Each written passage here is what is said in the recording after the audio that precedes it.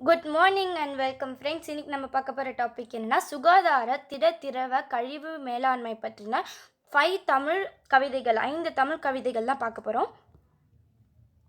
திடமாய் திரவமாய் சேரும் கழிவை உரமாய் மாற்ற முடியாதா? உடலும் மனமும் கோயில் என்று உங்களுக்கு தெரியாதா?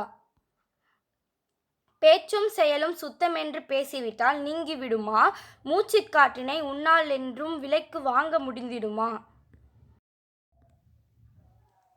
பூமி தாயின் பசுமை மடியில் போட்டு வைத்தாய் குப்பைகளை, பொல்லா நோய்களை புகவே விட்டு வேட்டு வைத்தாய் உயிர்களுக்கே.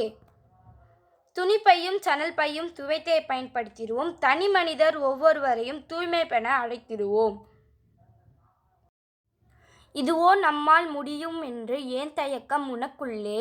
இதுவும் முடியும் ஒரு நாள் விஷயம், இளைஞர் கூட்டம் நம் கைக்குள்ளே.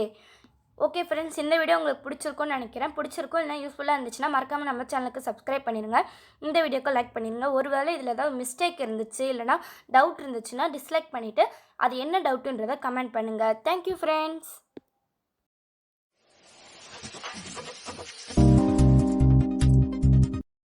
Okay friends, if you like this video, please subscribe to our channel and like, share and comment the video and subscribe our another channel TikTok IU or Tamil if you like their videos.